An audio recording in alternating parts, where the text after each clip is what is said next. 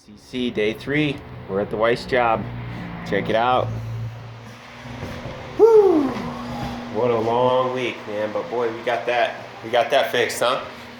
You remember last time I was fighting this enormous bow in the floor, and that beam that was saturated had escaped, and the house was sunk over there. Well, ran a transit in here earlier, and it turns out that sag and that beam problem with the water resulted in the house sinking about 2.5 inches in that corner. So, man, we spent a long time jacking up the house to get that straight, get ready to pull that ledger down. But as you can see, man, that wall is straight as straight can be. That back wall is finally straight again. The header, I was able to get a new header in over that door as well, and then retie that corner back and resecure that. And then this wall has been straightened back out. But when that beam sagged right there and then escaped, and this wall sunk and heaved, it actually pulled this top plate forward and racked that wall.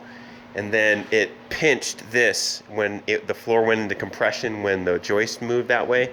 It went into compression right here and actually pushed that wall out. So I was able to get all that straightened out too. So as you can see, the floor is pretty straight right now. It actually turned out pretty awesome.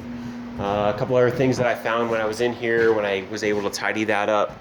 These joists up here are overcut or overnotched. There's only like, I don't know, 1.5 inches of meat left on that rafter right there, or on that joist right there. And then that one isn't even bearing. If you can see where it's cut off, it's not even bearing. They were actually going to put a tub on that. And I don't know if you think about how much water and weight would have been on that.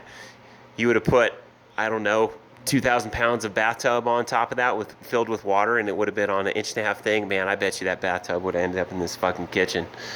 And then another thing to add, hazard to it, on the back side of the tub, on that wet wall, there's a buried junction box. There's 2 of them. See these blue boxes? Apparently somebody previously had ran electrical and put splice boxes in there, but nobody ever knew there were splice boxes in there because they were fucking buried in the floor, which is a huge fire hazard. And an enormous piss me off when you're an electrician and you're trying to chase like a ground wire or why a 3-way switch won't work when you have no idea that there's a J box buried somewhere in a freaking house. To make a long story short, we finished wrecking out all of the trim, base, and case in all the bathroom and all the bedrooms in this old laundry room, which will be a closet soon.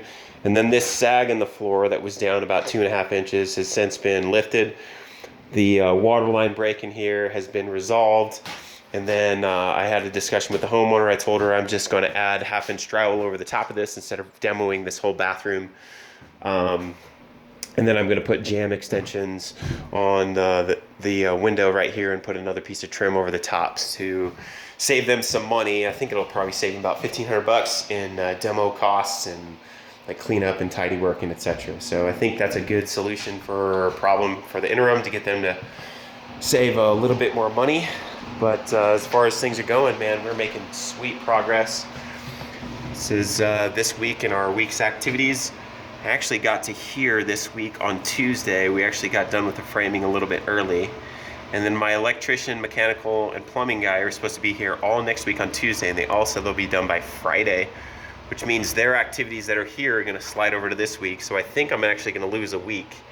When I originally took this job, I said it'd probably take me about 5 weeks or so to get this thing unrailed and get the whole house done and remodel the kitchen, all the bathrooms, hardwoods throughout, get the handrails fixed. But I'm gonna try and get it done, man, and make a miracle happen in 4 weeks. We'll see what happens.